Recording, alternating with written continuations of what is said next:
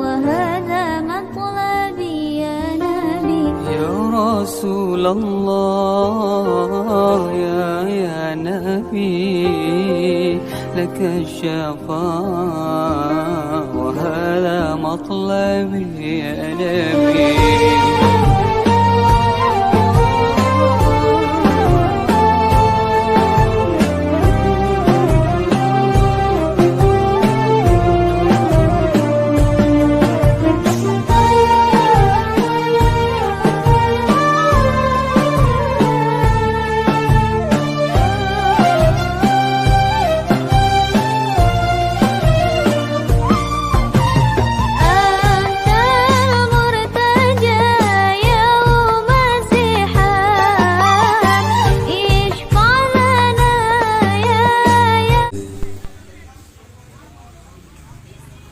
Assalamualaikum warahmatullahi wabarakatuh.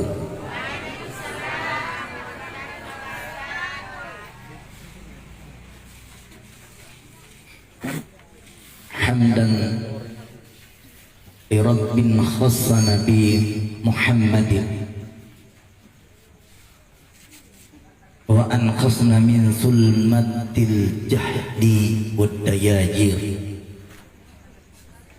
Alhamdulillah alhamdulillahi rabbil alamin. Nabba'ana Allahu faqala ja'akum nuran fasubhanalladzi anbana والنور طه عبده منا به في ذكره أعظم به منانا ورحمة المولى تعمل خوله فليفرح وعضوا فيه فرحانا مستمسكا بالذرة الأسقى ومتعزما بهبل الله من أنسانا. اللهم صل وسلم على سيدنا محمد نورك الشار ومدادك الجار وجمعنا في كل أطوار وعلى آله وصحبه أجمعين. Amma ba'd. Insyaallah sudah bikin ceramah nanti baru hujan turun. Karena ceramah hari ini hari ketiga ya. Putus dan hancur. Begitu banyak saudara-saudara kita yang lagi asik di rumahnya. Gunung Semeru meletus, Gunung Merapi mengeluarkan apinya yang panas bagaikan lahar yang dipanasi 1 bulan lamanya. Mampukah kita semua yang duduk di tempat ini untuk menangkis bencana yang Allah kirim? Mampu ibu-ibu? Tak mampu satupun manusia, siapapun mereka, mau pejabatkah atau bukan pejabat, semua tidak sanggup menghalau ketika bala dan bencana itu akan turun di negeri yang tidak mengingat Allah dan menyebut nama Allah. Inna lillahi. Ayyuhal hadirun, sungguh ucapan inna lillahi wa inna ilaihi rajiun tidak cukup untuk orang yang mati saja. Bencana sumber inna lillahi, orang kecelakaan inna lillahi, orang tabrakan, orang ini, orang itu, punya susah, punya ini, inna lillahi, orang cerai sama suaminya inna lillahi, inna lillahi. Karena kita ini adalah hamba yang dibikin dan dibuat oleh Allah Jalla Jalaluhu. Allah yang bertahan. Di sini kira-kira ada yang tahu kapan dia mati?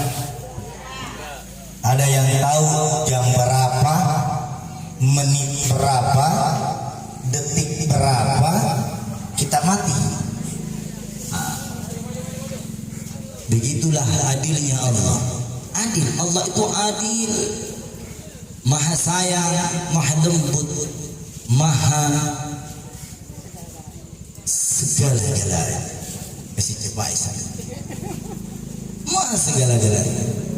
Coba kita Nabba'ana Allah faqala ja'akum rasuluna la tu'minunna wa tansuruna wa tusbihuna a'wana qad basharu aqwamahum bil mustafa azim bidzalika rutbatan wa makana. Allah bertanya sama siapa? Bukan sama Nabi. Allahu faqala ja'akum nur. Dia bertanya sama malaikatnya. Dia tanya itu malaikat. Hei malaikat, saya mau tanya sama kamu wahai malaikat, bagaimanakah cara Nabi Muhammad dibentuk wujudnya?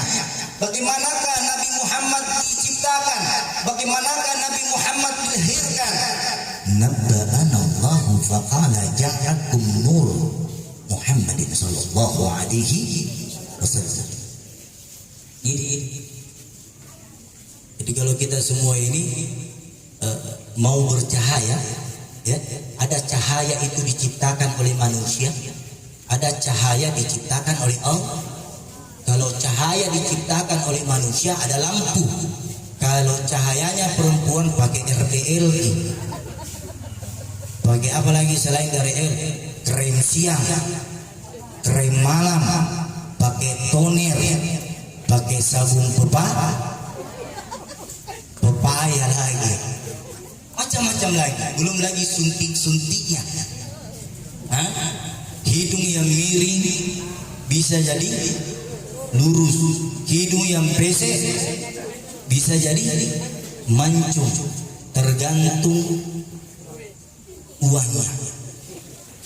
Tapi kira-kira kalau Allah mau cabut nyawa tak melalui malaikat maut datang, kira-kira kita bisa bayar itu malaikat maut? Tunggu dulu nak, karena masih ada hari Sabtu besok. Kira-kira bisa kita tanya itu malaikat maut seperti itu? Siapa orang nomor kaya orang nomor 1 kaya di Sulawesi Selatan di sini ya? Yang pernah saya baca itu Aksa Mahmud. Aksa Mahmud. Orang kaya yang punya boso. Saya pernah dulu dan tanya, Pak Aksa, kita ini masih muda, gagah lagi, banyak lagi uang tak? Ada semua yang kita punya, bagus ibadahnya. Aksa ini bagus ibadahnya tuh, ada semua. Kira-kira kalau ada wanita cari laki-laki yang bagaimana? Idaman, baik ibadahnya, banyak uangnya, ada rumahnya, ada usahanya, ada ininya, ada itunya, ambil semuanya. Karena memang begitu pilihan. Nah, saya tanya Aksa Mahmud, kira-kira kalau datang malaikat maut, ketok-ketok rumah tak, kita bisa bilang, tunggu dulu nak, masih ada tamuku di dalam, kulayani. Bedanya Nabi, ketika Nabi didatangi malaikat maut, kita tahu kisahnya Nabi ketika sakaratul maut ya. Ketika Nabi sakaratul maut, 3 kali malaikat maut itu naik turun. 3 kali di dalam kitab dijelaskan malaikat maut itu datang. Ketukan pertama, ketika Nabi sakit menggigil badannya, datanglah malaikat maut mengetuk-ngetuk pintu rumah dari baginda Nabi Muhammad sallallahu alaihi wasallam. Ketuk-ketuk. Yang buka bukan Nabi, tapi anak tercintanya Fatimah Zahra binti Rasulullah sallallahu alaihi wasallam. Nah, buka ini Fatimah. Dia tanya, siapa Anda? Ada butuh apa? Ayahku lagi sakit di dalam, tidak bisa ketemu sama orang. Malaikat maut ini katanya seperti ini. Malaikat maut pusing naik menghadap kepada Allah. Allah Jalla Jalal ketika ketemu kepada Allah, malaikat maut datang bertemu kepada Allah melapor, ya Allah, ya Rabbi, ya Jalla Jalal, aku barusan turun di rumah kekasihmu Nabi Muhammad sallallahu alaihi wasallam. Aku barusan turun di muka bumi, di mana di bumi itu engkau kasihi dia, engkau agungkan dia, yaitu Nabi Muhammad sallallahu alaihi wasallam. ketika malaikat maut sudah berbincang sama Allah, masuk Fatimah dan ditanya sama Nabi, wahai anakku, siapa tadi yang datang itu ketuk-ketuk pintu? Karena dengar Nabi, karena Nabi itu menggigit, tapi dia mendengar. Siapa itu? Apa jawabannya Fatimah? Saya juga tidak tahu, ya Abi. Orang ini saya tidak pernah lihat sebelumnya. Semua tamumu yang datang aku pernah lihat, tapi yang ini saya tidak kenal. Lantas Fatimah ditanya sama Nabi, wahai Fatimah, tahukah engkau siapa tadi itu yang datang? Itu adalah orang yang mencabut kenikmatan. Dialah yang menghilangkan segala kenikmatan, yaitu malaikat pencabut nyawa. Malaikat pencabut nyawa. Simpel cerita. Kalau kita tanya orang kaya di seluruh dunia, jangan mau ketemu saya malaikat maut tidak bisa. Mau berbincang sama malaikat maut tidak bisa. Mau ketemu sama malaikat maut tidak bisa. Apalagi mau korupsi sama malaikat maut. Kalau pejabat di masa hidupnya masih bisa korupsi, sekarang kalau orang mau korupsi masalah umur tidak bisa. Tidak ada orang bisa mengurangi umurnya dan menambah umurnya. Nah bayar ya. Saya umurku misalnya 50, saya mau bilang 55. Saya kasih ke uang 1 tahun 1 M. Saya bilang malaikat mau tidak aku pakai uangmu, karena itu uangmu dipakai di dunia. Yang ku pakai di akhirat adalah amal ibadahmu. Jadi orang kaya, orang miskin tidak ada perbedaan di atas, sama semua.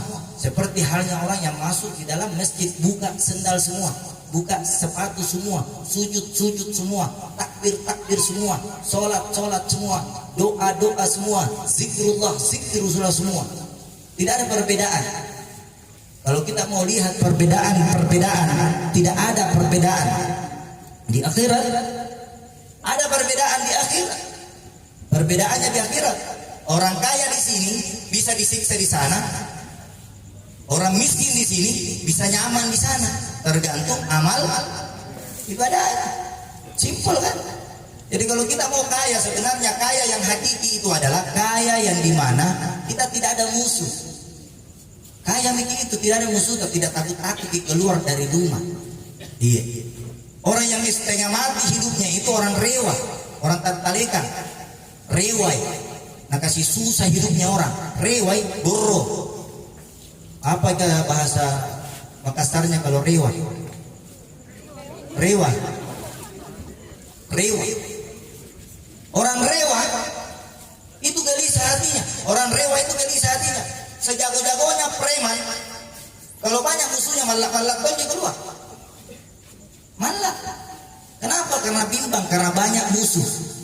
Orang yang dibilang hebat, orang yang dibilang jago, orang yang dibilang dahsyat adalah orang yang pergi di lorong 1 tidak ada musuhnya, di lorong 2 tidak ada musuhnya, di lorong 3 tidak ada musuhnya, di lorong 4 tidak ada musuhnya. Itu orang hebat.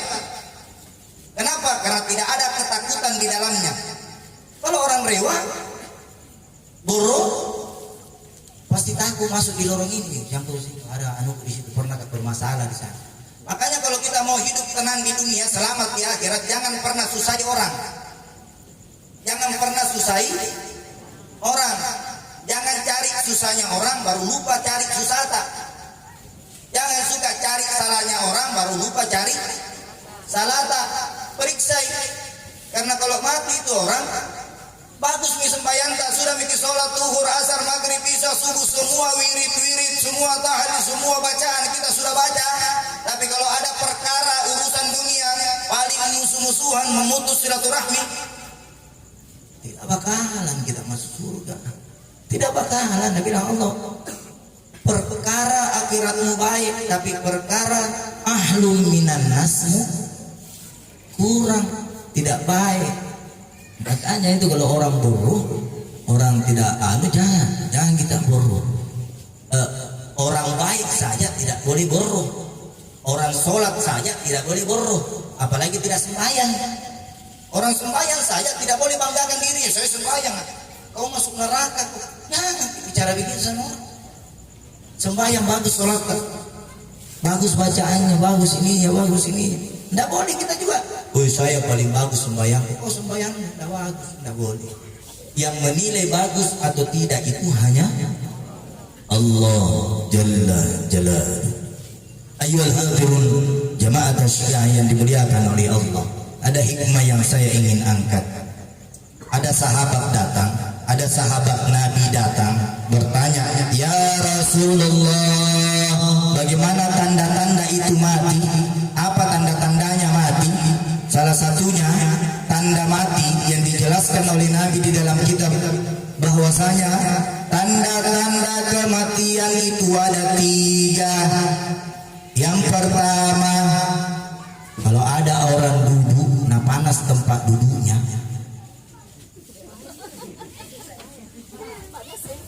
Ya. Kalau ada, nah bilang tanda-tanda. Belum selesai gitu. Nah bila Nabi ada sahabat, "Ya Rasulullah, apa tanda-tanda kematian itu?" Nabi mengatakan ada 3 tanda kematian. Yang pertama, kalau ada orang duduk baru panas tempat duduknya, baru dingin cuacanya, berarti masuk angin. Masuk.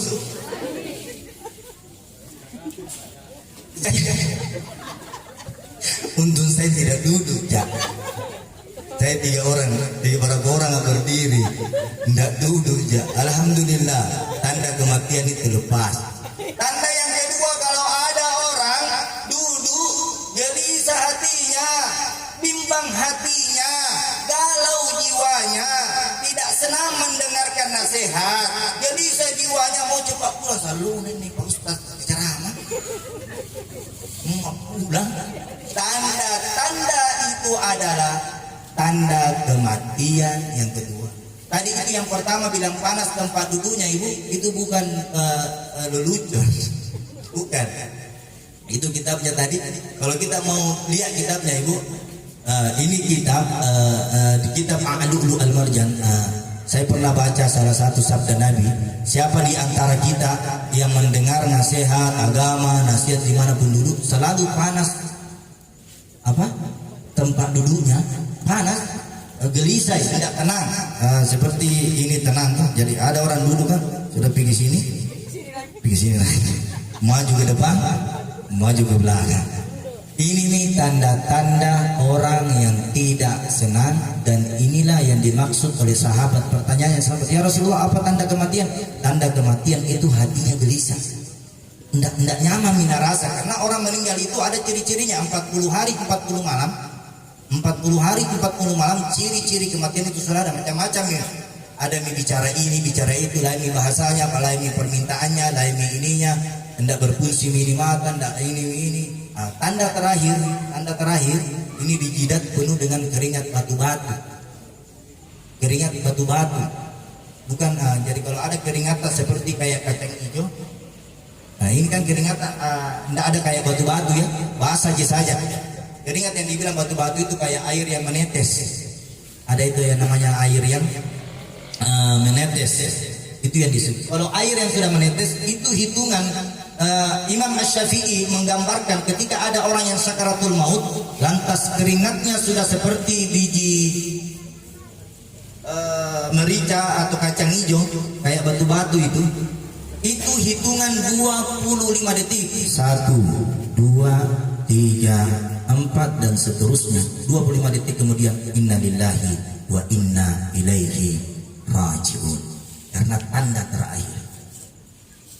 Yang kedua, tadi saya bilang apa? Yang kedua, yang pertama panas tempat duduknya.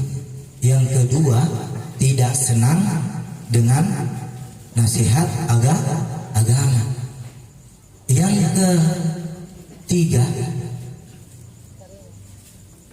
di dalam salah satu kitab juga dijelaskan yang ketiga di sini, ketika ada orang mendengar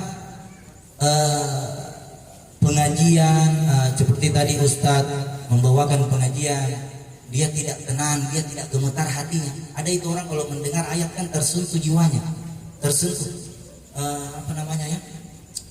terharu, sujud. Nah, di situ orang yang mendengarkan ayat lantunan ayat-ayat suci dibaca lantas hatinya gemetar dan sedih, maka itulah orang yang dicintai oleh Allah. Tapi ketika ada orang yang mendengarkan ayat suci tidak nyaman hatinya, gelisah jiwanya, tidak tentram hidupnya, maka disitulah tanda-tanda kematian sudah mendekati kepada kita. Ayo alhamdulillah. Jadi tiga pesan ini periksa mami. Jangan dulu periksa sekarang karena aku tahu gitu. Kalau kita periksa sekarang tempat duduk tak, saya tahu ini panas atau tidak. Karena mencurigakan kalau ada orang duduk di malam hari ini panas tempat duduknya, baru cuaca seperti ini. Dua juga. Kalau tidak masuk angin tadi, berarti tidak lama nih. Enggak, tanda. Artinya tanda ini tidak lama nih. Maksudnya tidak lama nih selesai ceramah. Mau pulang kalau panas nih semua orang. Itu yang ketiga. Nah, bagaimanakah tugas anak-anak yang ditinggalkan oleh orang tuanya? Apa tugasnya ini anak-anak? Apakah tugasnya anak-anak ini melaksanakan tasya pertama, tasya kedua, tasya ketiga, 7, 40 hari dan seterusnya? Apa tugasnya ini anak-anak sebenarnya? Tugas anak-anak yang ditinggal mati kedua orang tuanya atau salah satu dari orang tuanya, tugasnya adalah yang terakhir, jangan pernah meninggalkan dan mendoakan kedua orang tuamu yang sudah berpulang ke rahmatullah. Jangankan dia sudah mati, yang hidup saja wajib didoakan. Kalau kita mau tahu harta yang paling berharga di muka bumi ini dari Sabang sampai Merauke, harta yang paling istimewa di rumata, harta yang dimana Allah titipkan kepada kalian, harta itu yang mengeluarkan kalian dari rahim yang tercinta, harta itu harta yang telah menyekolahkan kamu, yang telah mendidik kamu, yang telah membesarkan kamu, yang telah merawat kamu, yang telah mendidik kamu.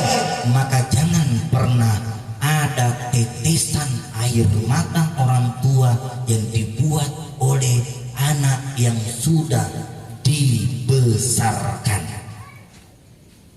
Biar hitam ini tidak tak sembahyang, kalau durhaka sama orang tua tidak ada gunanya. Ini orang tua yang meninggal ini umur berapa? 67. Di sini paling tinggi umur kalau saya lihat dia yang duduk di sini 50 sampai 60.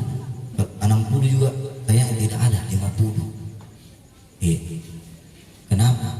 Umurnya Nabi sampai umur berapa? 63. Berarti ibu ini, almarhum ini sudah dapat berapa? Bonus 4 tahun.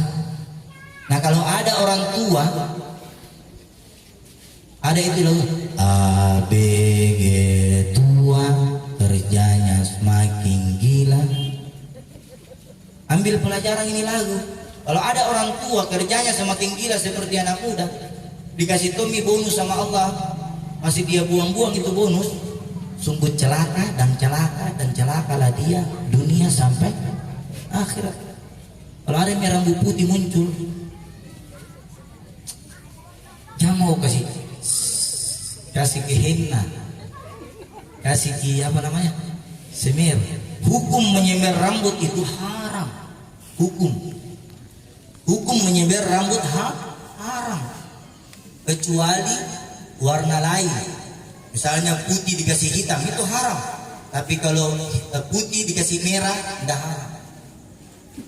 Tapi kalau hitam yang putih dikasih, itu sepakat para ulama mengatakan haram. Tapi kalau putih dikasih warna coklat, dikasih warna masa kuning, coklat, merah, merah begini apa, merah tua, merah maron, merah apa, tidak apa-apa. Hati-hati. Makanya jangan korek-korek tubuh tak kalau sudah waktunya nih. Kalau keriput ya oleh saja. Bagaimana kaca? Mungkin tadi saya bilang nabba'anallahu faqala ja'akum. Bagaimana caranya itu supaya kita bercahaya? Caranya itu gampang sekali. Kalau orang menjaga air wudunya, insya Allah cahayanya itu luar biasa. Cahayanya sangat luar biasa.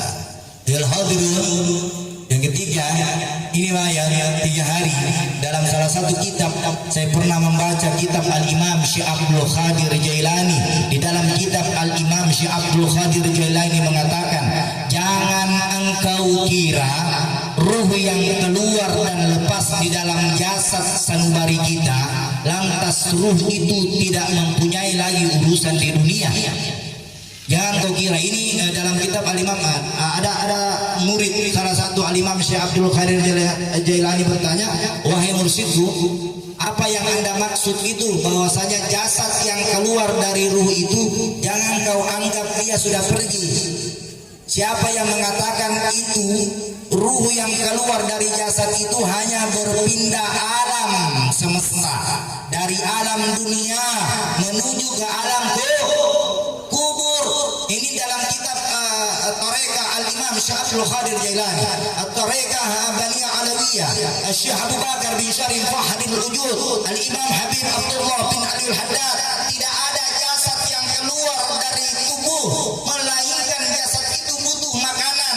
Makanan yang dibutuhkan oleh ruh bukan songkolo, bukan pisang, bukan kopi, bukan air, bukan onde-onde, bukan jalan kote, bukan panada, tapi doa yang paling ditunggu dan dinanti oleh orang yang sudah mendahului kita adalah Al-Fatihah, Ummul Quran.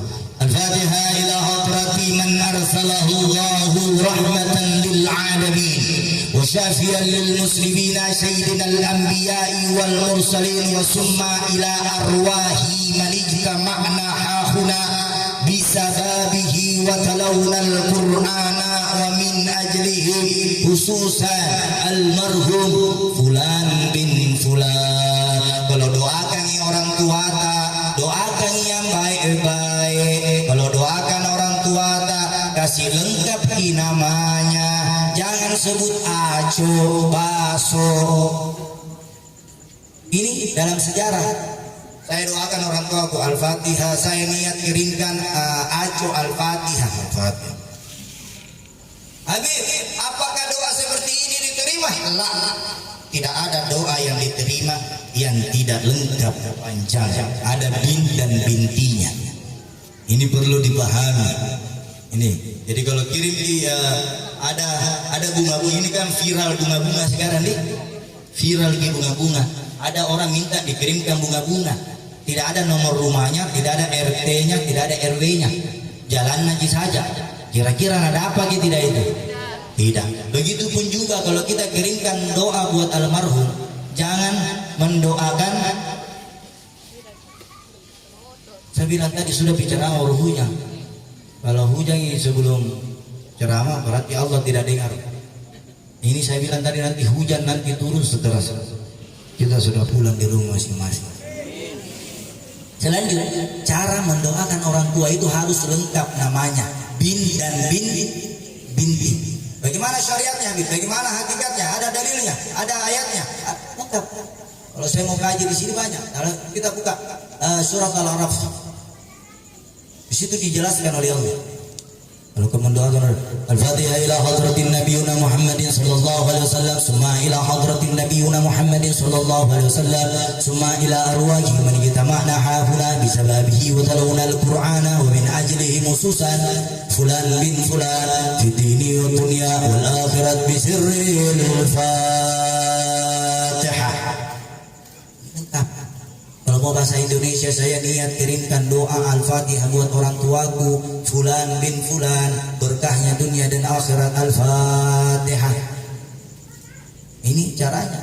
Kalau pergi ke Asia itu yang perlu kita petik itu kurangi ketawa, ambil ilmunya. Jangan banyak ketawa kalau acara-acara begini, karena buntu otak itu. Orang banyak tidak takut mati karena penceramah sekarang lebih banyak ketawa daripada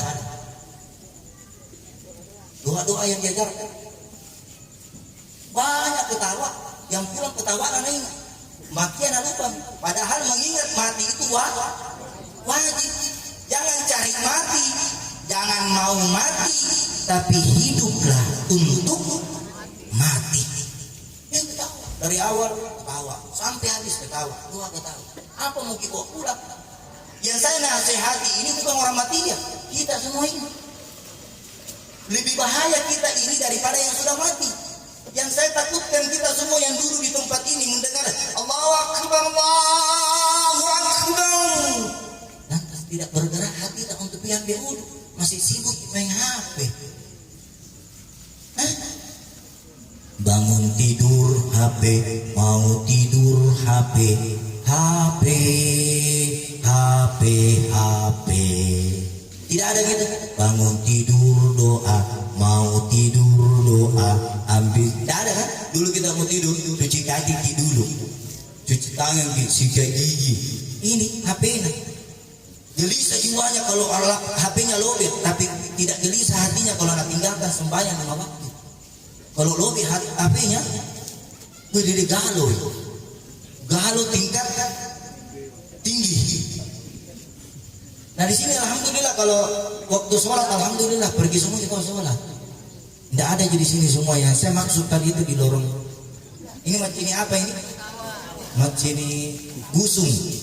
Macam ini sawah. Yang saya maksud macam ini gusung. Itu kalau dengar ke suara mudah-mudahan tidak ada orang macam ini gusung. Ada kan? Macam ini sawah apa ini? Tidak ada yang macam ini sawah kan? Ada. Oh, insya Allah. Kenapa?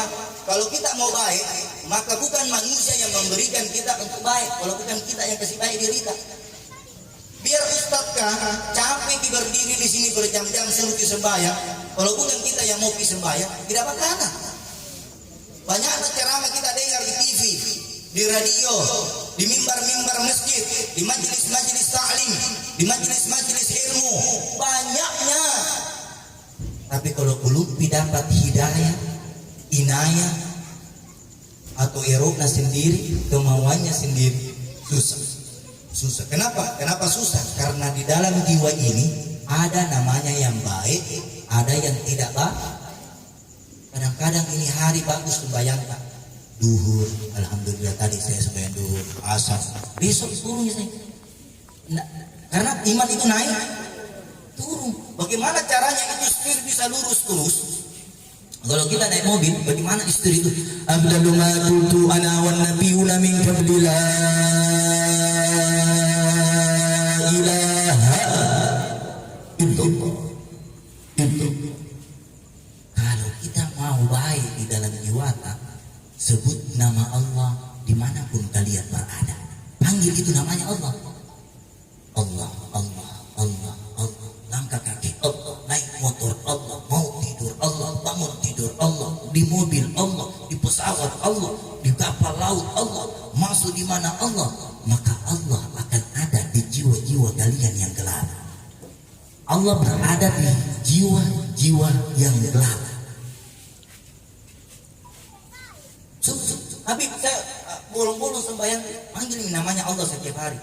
Habib masih minum kak? Minum kok juga sambil sholat kok juga. Sudah kau minum ikut cuci ambil wudhu. Ikan diterima sih, diterima tidak diterima daripada minum kau terus tapi tidak sembahyang. Barengi itu maksiat dengan ibadah. Jangan maksiat terus.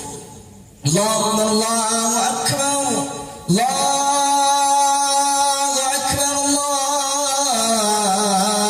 Akbar.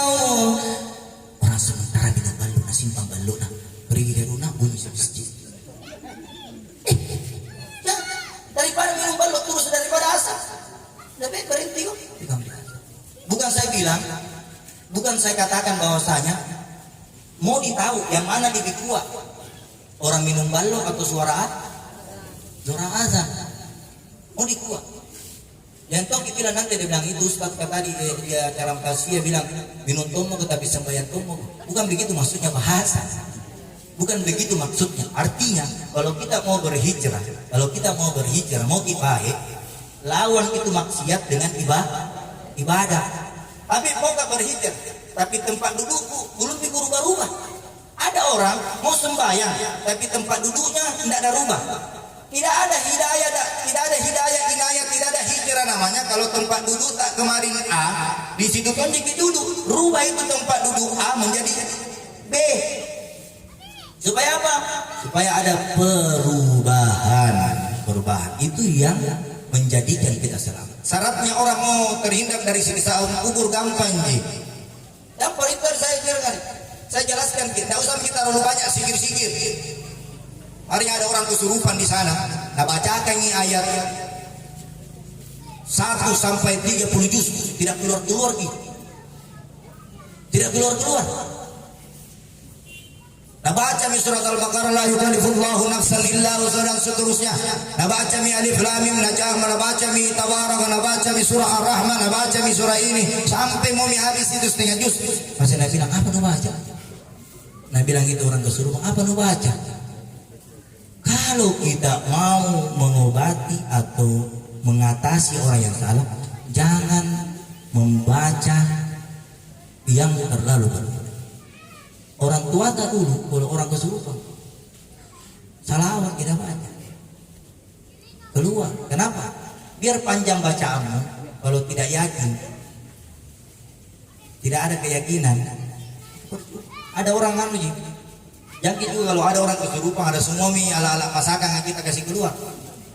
Ada orang kalau kesurupan, ada semua mie bawang merah, bawang putih, kemiri, merica, nagantung mie di belakang pintu, nagantung mie di leherna, nagantung. Bilang kenapa ini jingnya tidak keluar? Jing apa masuk ini? Kita jangan sampai ini jing ini jing chef, jing ahli apa namanya kalau masa-masa. Kenapa tidak mau keluar? Bawang putih mau kasihkan ini, bawang merah mau kasihkan ini tidak keluar. Kenapa dia tidak keluar? Karena yang mengobati sendiri tidak mengerjakan sholat 5 waktu sehari. Kalau susah jangan mengadu di Facebook, ambil air wudhu, mengadu kepada Allah. Banyak sekarang orang kalau sakit di Facebook supaya ada orang komen semoga cepat sembuh, semoga sehat selalu, semoga ini, semoga itu, semoga ini. Emangnya Gogel itu bilang amin? Iya. Mau apa? Mau pergi makan di restoran di Kuala. Sebelum kan biasanya dulu kalau kita pergi makan itu keluarga itu berdoa. Ini tidak ngasih selfie dulu. Nah foto-foto baru upload. Siapa di antara kita yang makan lantas dia suka trek. Ada orang yang lihat cinai. Dosaku. Ini tanganku begini nih. Dosaku. Kenapa? Membuat orang cinna. Jadi jangan kalau mau makan berdoa ya Allah semoga apa yang kumakan ini hari bisa kumakan besok. Mudah-mudahan ayam goreng ini kumakan ini hari bisa besok makan ayam paleko. Besok sudah paleko. Ayam nasulikku. Sudah nasulikku. Pokoknya yang baik-baik.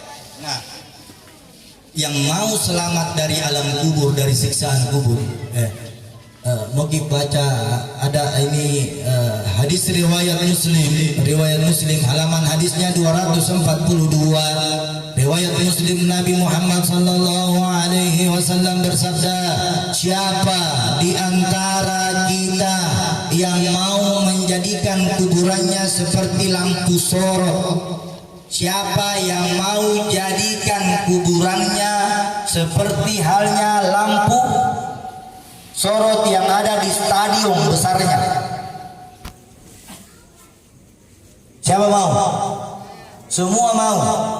Jadi di dalam sabda Nabi, siapa yang ingin menjadikan kuburannya seperti lampu sorot, maka jangan pernah dalam hidupmu meninggalkan 2 perkara. Perkara pertama, perbanyak membaca istighfar. istighfar. Ayo sama-sama. Astaghfirullah Rabbal baraya. Astaghfirullah.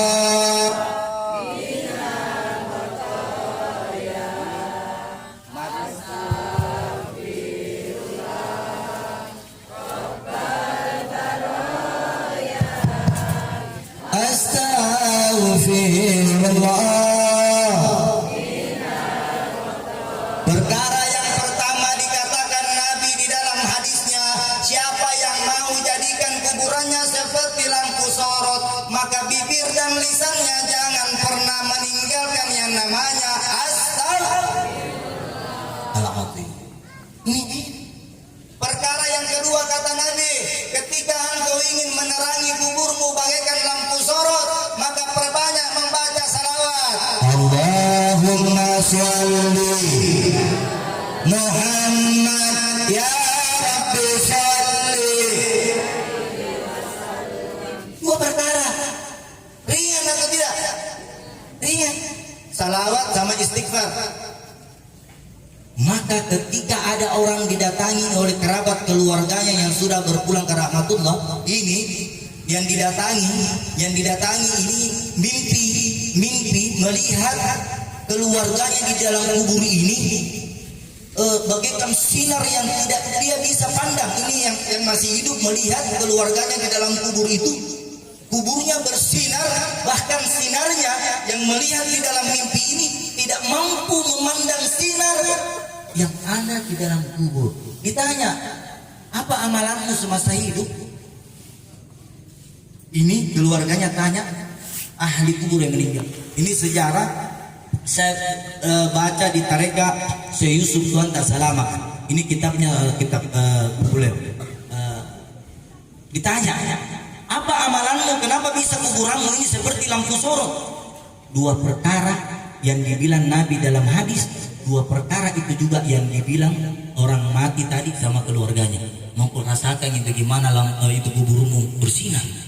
Baca kok istighfar dan baca kok salawat. Astagfirullah, astagfirullah, astagfirullah, astagfirullah. Allahumma salli ala sayyidina Muhammad. Allahumma. Bahkan Imam Al-Ghazali di dalam salah satu kitabnya beliau mengatakan, perbanyaklah engkau zikir ketika engkau mendapati hari Senin, hari Selasa, hari Rabu, hari Kamis, hari Jumat, Sabtu dan Ahad atau hari Minggu. Ini di dalam kitab. Ini amalannya zikir yaum ini dibaca sebanyak-banyaknya. Kalau hari Senin, Imam Al-Ghazali mengajarkan kita kalau hari Senin supaya kita tidak banyak galau-galau membaca la haula wala quwwata illa billahil aliyil azim. Ini hari Senin. Apal jadi kalau pulang ke nanti daripada hari Senin saya banyak ceritai orang, lebih baik saya banyak berzikir. Jadi kalau mau hati kita ini bersih terus, jangan mikir sibuk urus-urusan orang, lebih baik sibuk berzikir. Lebih baik sibuk hari Senin la haula, hari Selasa Allahumma sholli ala sayyidina Muhammad wa ala alihi. Hari Rabu istighfar, astagfirullah.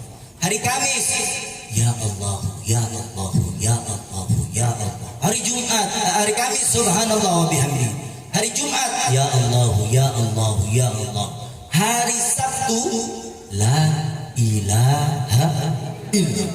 Hari Ahad, hari Minggu ya Hayyu ya Qayyum. 7 amalan ini sudah dibaca di zaman salafus saleh, para ulama, para habaib, para kiai di segala penjuru pondok-pondok pesantren. Kalau pondok pesantren di sini yang ada yang sudah tua, DDI Mangkoso contoh. DDI Kiai Ambo Dalle. Sekarang Kiai Ambo Dalle punya keturunan namanya yang melanjutkan itu Kiai Farid Wujdi Andre Gurunta. Keturunan namanya semua ya. Jadi kalau hari Senin apa ibu-ibu? Hari Selasa.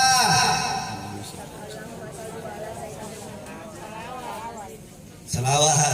Hari Rabu. Hari Kamis. Subhanallah. Hari Jumat. Hari Sabtu. Hari Minggu. Insya Allah pulang ke semua ini, ajari anak tak, ajari suami tak. Siapa yang mau dijadikan anaknya menjadi anak yang soleh soleha, siapa yang mau dijadikan suaminya supaya tidak selingkuh, bacakan ini di kepalanya.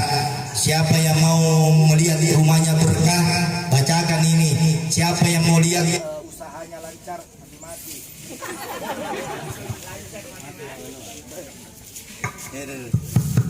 Siapa yang mau lihat usahanya lancar, ada warungnya. Kenapa warungku ini tidak pernah menambah? Selalu kurang. Selalu kurang, selalu kurang, selalu kurang. Siapa yang amalkan tadi ini amalan? Ini amalan. Saya kasih ini amalan. Ini amalan. Amalan ini syukrul safu jagat. Ada namanya syukur safu. Ada doa safu jagat. Ada syukur safu. Zikir sapu jagat adalah itu tadi, doa sapu jagat. Rabbana atina fid dunya. Itu doa sapu jagat. Jadi kalau kita mau anu jamiki galau-galau, kalau wanta hilang, ndak lihat di sana saudara-saudara tadi Sulbar di kandang ayam tidur sekarang. Orang rumahnya bertingkat-tingkat. Di mana? Makan di kandang ayam, tidur di kandang ayam. Apa mau sombongkan kira-kira kalau rumahmu besar, mobilmu besar, tapi tidak ada amal ibadah yang pernah kau titipkan di dunia, tidak pernah ada kau berbuat kebaikan, uangmu kau simpan beratus-ratus juta di bank, tetapi kamu tidak pernah menyimpan uangmu di tabungan akhirat, di mana Allah Subhanahu wa Ta'ala mengatakan, ketika ada seorang hamba yang bangga-banggaan, yang pamer-pameran dengan hartanya di dunia, mobilnya di dunia, usahanya, pangkatnya di dunia, sungguh celakalah kalian, karena sesungguhnya yang kalian simpan di dunia ini adalah sesuatu yang tidak akan dibawa nikmatnya di dalam kubur.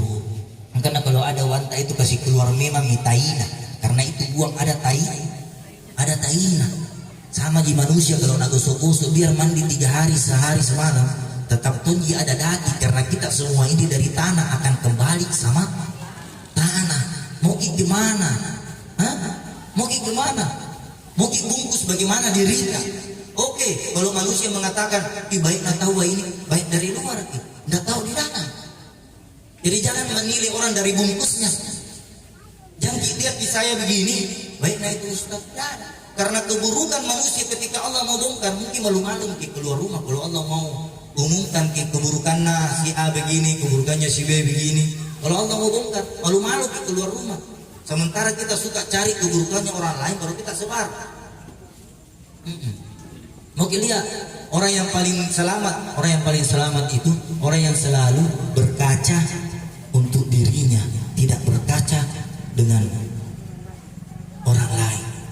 Yang bikin urus ke bajuna orang robek, bajuna apa, doakan ya Allah semoga ada rezekiku, itu tetanggaku kurang apa. Yang cerita sana miskin aja aku perlu bergaul, ndak begini ya Allah semoga tetanggaku yang tidak mampu kau angkat derajatnya. Kalau ada orang sukses justru berdoa gitu. Ada doa yang paling mustajab, ada doa yang paling dijabah oleh Allah. Di antaranya adalah mendoakan saudaranya, tapi saudaranya tidak tahu bahwasanya dia didoakan.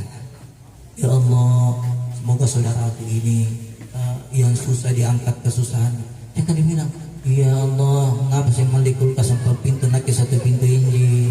Mudah-mudahan kulkas nanti pagi pandra. Ya Allah, gak gana kompor gas na tetangga aku naking magi kompor sumbu. Tidak boleh kayak begitu. Semua yang kita lihat ini adalah titipan dan sementara. Yang mana yang dibawa? Amal dan ibadah. Amal dan ibadah. Yang kelima, kalau orang mati dari rumah sudah dimandikan, sudah dikafani, sudah disolatkan. Sudah disolatkan begitu, semua yang antar jenazah jangan dicari apa penyebabnya itu orang meninggal. Kalau datang ke melayat jangan ditanya mati apa itu, kata itu jangan ditanya, melainkan kita terlebih dahulu membacakan suratul Fatihah. Kalau tidak bisa dimasuk Fatihah, yang kita langsung tanya. Jangan banyak bicara di dalam kubur. Di atas, kalau kita pergi di kubur, jangan banyak bicara. Jangan bicara urusan dunia di kubur. Ada dua perkara yang tidak boleh dibahas urusan dunia. Pertama, jangan bicara urusan dunia di dalam masjid. Yang kedua, jangan bicara perkara dunia di kubur. Dua ini jangan dicoba-coba. Jangan dicoba-coba.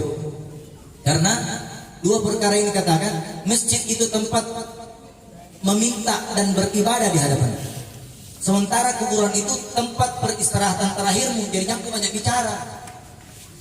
Justru yang mengantar semua ini adalah bagaimana caranya supaya orang yang meninggal ini mudah menjawab. Makanya itu setiap orang meninggal kadang-kadang itu bacaan talqin sudah dihilangkan. Talqin, bacaan talqin, baca itu talqinnya. Karena mempermudah mayit di dalam kuburnya nanti ketika dia akan ditanya. Talqin. Yang diremehkan ini talqin, hukumnya sunnah, tapi jangan bahwasanya sunnah terus dia dibaca. Sunnah yang dibaca mendapat pahala, sunnah yang ditinggalkan tidak mendapat pahala. Kerjakan itu yang sunnah. Sudah itu antar jenazah saya dengan baik-baik. La ilaha illallah, la ilaha illallah. Antar jenazah itu dengan zikir sampai di kuburan. Jangan masuk di kuburan sambil menginjak-injak kuburan.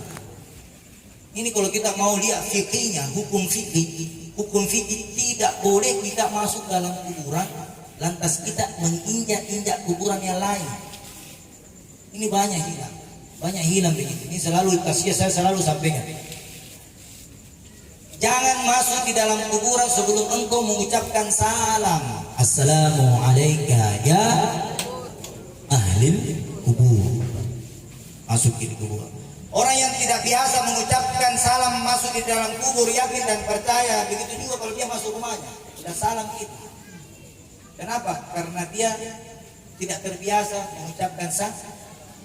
Ada salam masuk di dalam rumah, ada salam masuk di dalam kubur, ada salam untuk Nabi, ada salam untuk para malaikat, ada salam untuk para sahabat Nabi, ada salam khulafur rasidina wal ulama'i wal amilina wal musannifina wal mukhlisina wa jami'il mujahidina fi sabilillahi rabbil alamin wal malaikatil muqarribina khususan. Sebut salam. Assalamu alayka ya Rasulullah, assalamu alayka ya Nabiullah, assalamu alayka ya Habibullah, assalamu alayka ya Adana, assalamu alayka ya Nabi Musa, assalamu alayka ya Nabi Ibrahim, salam.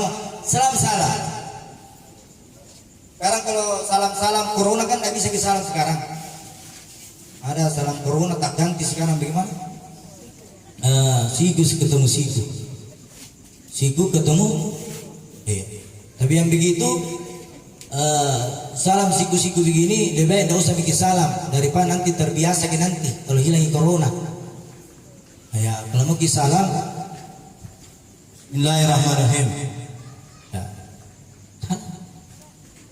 Karena ini banyak penyakit sekarang beredar ini, penyakit ramus, dingin, flu. Kalau pergi periksa di dokter satu jawabannya corona.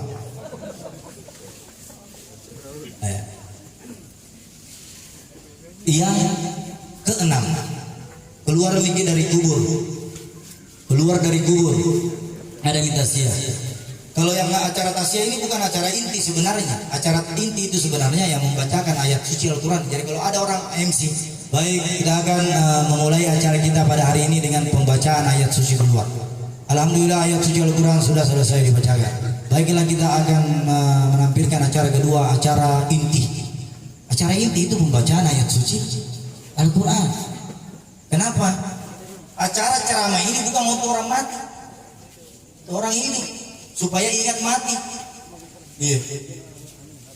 Acara taksiyah adzahil ila hadratin nabiyuna Muhammad afdalu syukri fa'lam annahu la ilaha illallah. Allahumma shalli wa sallim ala sayyidina Muhammadin wa ala ali sayyidina Muhammad. La ilaha illa anta subhanaka inni kuntu. Semangat doakan. Habib, cita-cita orang tua aku mau di umrohkan orang tuamu. Memangnya kalau orang sudah mati tidak bisa diumrohkan? Bisa. Orang mati bisa diumrohkan. Habib, banyak orang tuh cita-citanya dulu orang tua aku pergi haji. Hajikan orang tuamu. Biar sudah mati bisa haji. Apapun yang kau lakukan di muka bumi ini, kalau kau berniat pahalanya untuk orang tua, maka diijabah dan dikabulkan oleh Allah. Oh niat haji. Jadi tidak putus amalnya orang tua tak. Ada anak-anak yang tidak sempat membalas jasa orang tuanya misalnya. Atau ada cita-cita orang tua yang belum terkabulkan. Tugasnya anak itu untuk menyelesaikan cita-cita orang tua. Kalau ada rezekinya itu anak. Kalau tidak ada rezekinya anak pertama, anak kedua yang tunaikan itu. Tanya. Doakan. Anaknya almarhum ada berapa? 5. Hidup semua ya?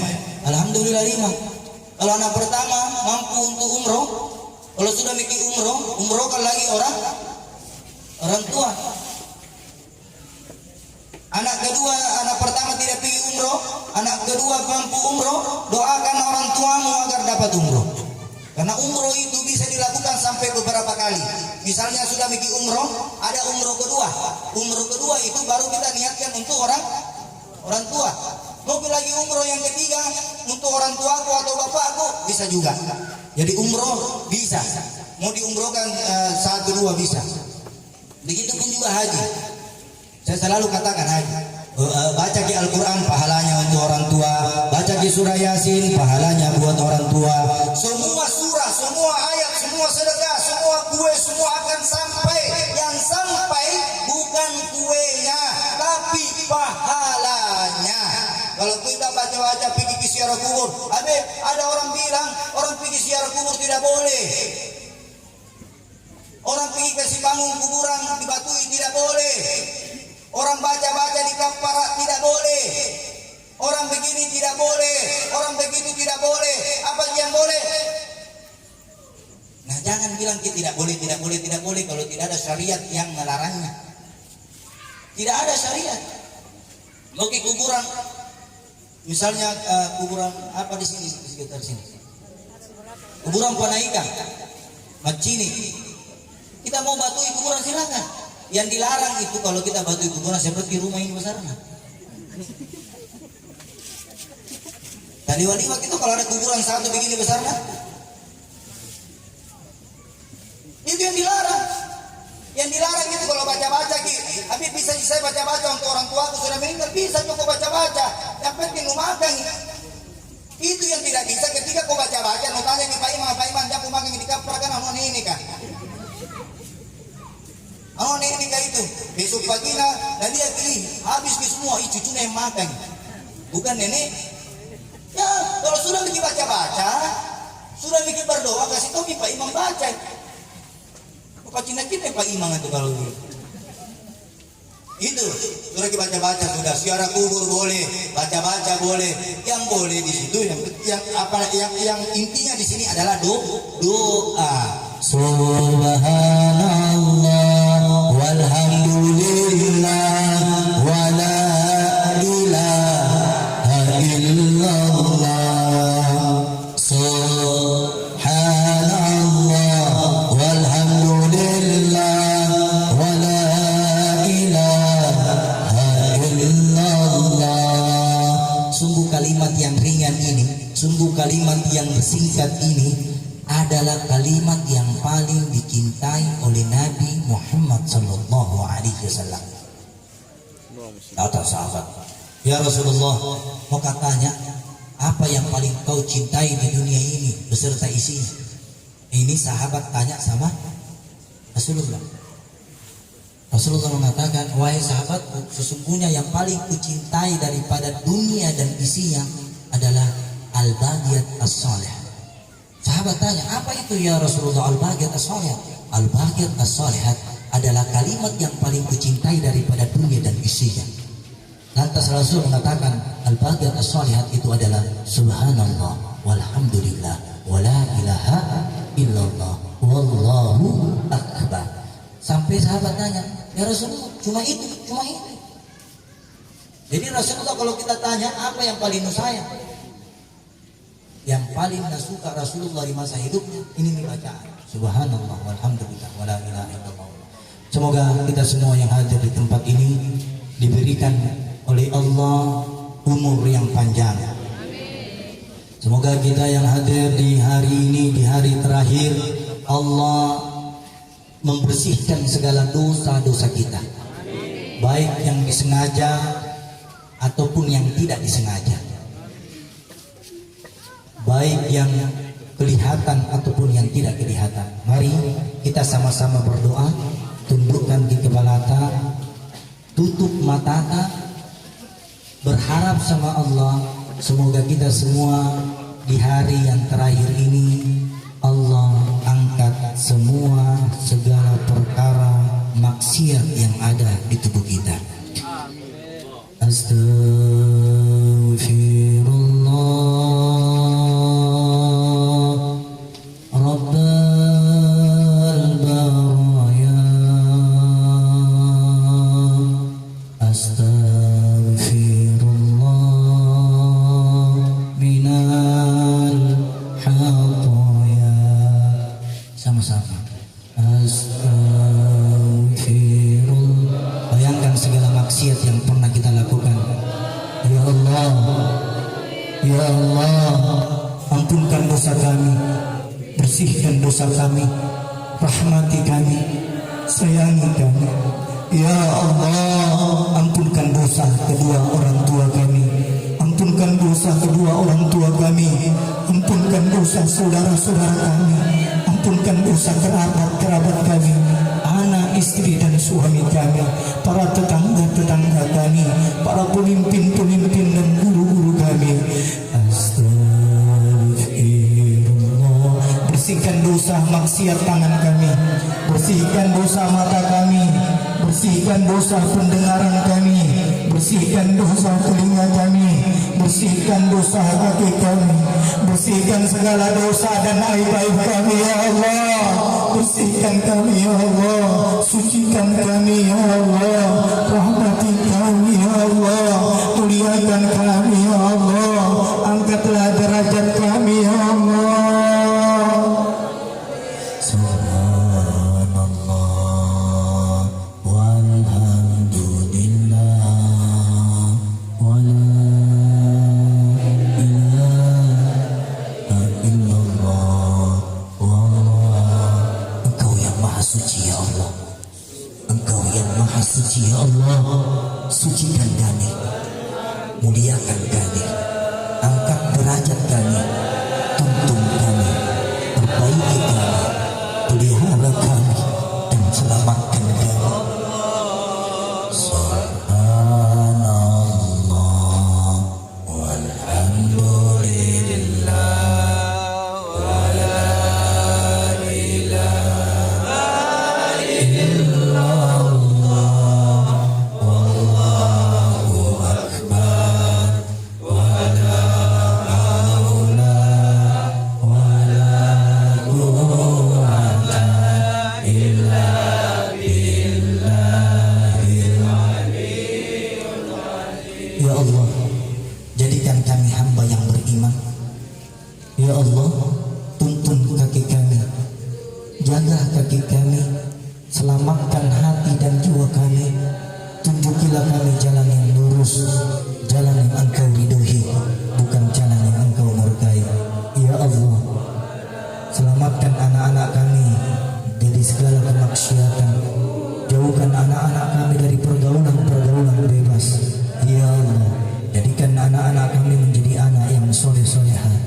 Ya Allah, selamatkan orang tua kami dari siksaan kubur, selamatkan orang tua kami dari siksaan kubur, selamatkan orang tua kami dari gelapnya kubur, selamatkan orang tua kami ya Allah dari gelapnya kubur. Ya Allah, angkat dan cabutlah nyawa kami dalam keadaan kami membaca Al-Quran. Cabut nyawa kami ya Allah dalam keadaan kami berdoa dan berzikir. Cabutlah nyawa kami dalam keadaan kami bersujud. Cabutlah nyawa kami dalam keadaan kami kami mengerjakan ibadah puasa ya Rabb. Ya Allah, banyaknya maksiat yang ada di tangan kanan dan kaki di kiri kami, banyaknya maksiat yang ada di mata kami. Bersihkan mata kami, telinga kami, lidah kami, hati kami, kalbu kami. Ya Allah, hindarkan kami dari makanan-makanan yang haram, jauhkan kami dari makanan-makanan yang tidak halal. Ya Allah, berilah kami rezeki untuk memberi nafkah istri suami kami dari makanan-makanan yang Engkau ridhoi ya Allah, Engkau berkahi ya Allah. Ya Allah, berkahi semua yang hadir pada malam hari ini ya Allah. Angkatlah kesusahan yang hadir pada malam hari ini ya Allah. Angkatlah penyakitnya yang hadir pada hari ini ya Allah. Ya Allah, cabutlah nyawa yang hadir pada malam hari ini ya Allah dalam keadaan husnul khatimah. Ya Allah, cabutlah nyawa yang hadir pada hari ini di hari terakhir ya Allah dalam keadaan husnul khatimah ya Allah. Hindarkanlah kami dari mati su'ul khatimah ya Allah. Hindarkan kami mati di tempat-tempat maksiat ya Allah. Jangan Kau cabut nyawa kami di tempat perjudian, di tempat persinahan, di tempat-tempat yang Engkau murkai. Tapi cabutlah nyawa kami dalam keadaan kami mengingat, menyebut dan memanggil nama-Mu Allah. Allahu ya Allah. Berkahi hidup dan kehidupan kami ya Allah. Jaga daerah kami ya Allah. Tentramkan daerah kami ya Allah. Ya Allah, berilah kesabaran saudara-saudara kami yang tertimpa musibah bala dan bencana gempa di Sulawesi Barat, Manado dan sekitarnya. Ya Allah, selamatkan saudara-saudara kami yang telah Engkau mengambil nyawanya ya Allah. Ya Allah, selamatkan saudara-saudara kami yang ada di dalam pesawat Sriwijaya. Engkau matikan dalam keadaan jihad fi sabilillah ya Allah. Allahumma ya Allah, selamatkan saudara-saudara kami yang tertimbun lumpur ya Allah. Selamatkan saudara-saudara kami yang tertimbun tsunami ya Rabb. Selamatkan saudara-saudara kami ya Allah. Cabutlah nyawa kami dalam keadaan husnul khatimah. Hasbunallah wa ni'mal wakil, ni'mal maulana wa ni'mal nazir. La ilaha illallah,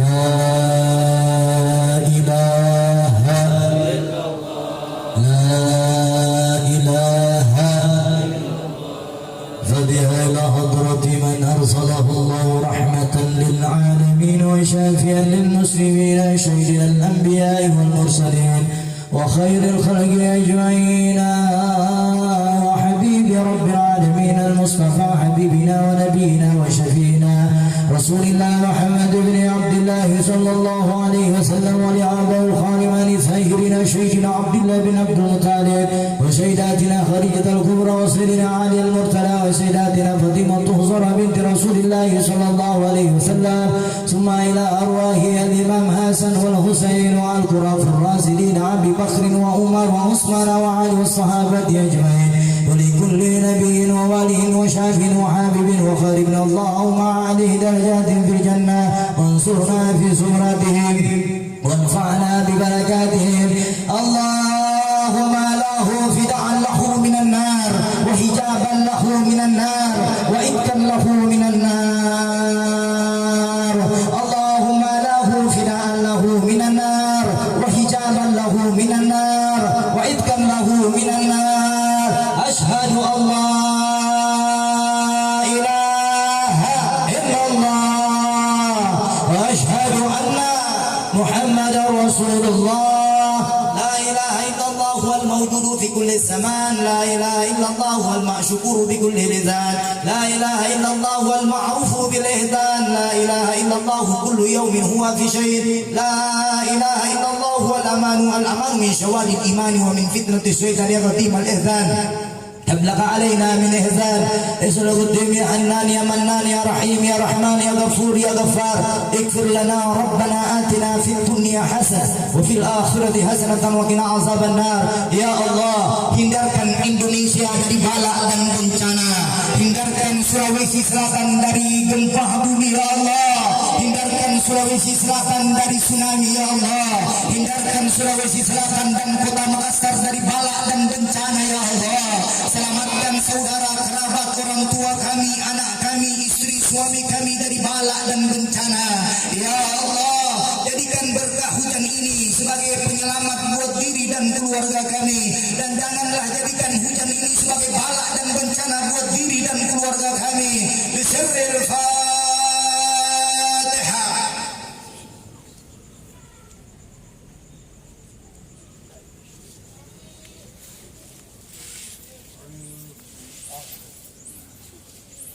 ربي واجمعنا وأحبابا لنا في ذلك الفردوس يا رجوانا بالمصطفى صلي عليه وآله محرقت ريح سبع غصانا. Kurang dan lebihnya mohon dimaafkan. Wabillahi taufiq wal hidayah. Wassalamu alaikum warahmatullahi wabarakatuh.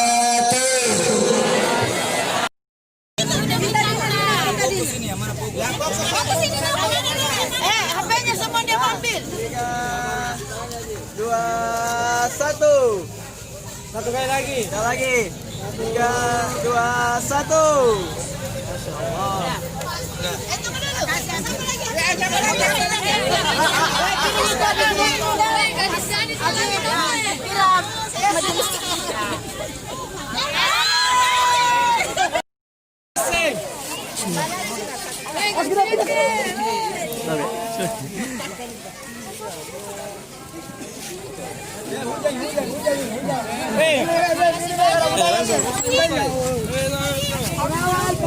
Bip, bip, saya tahu bip, bip, saya tahu.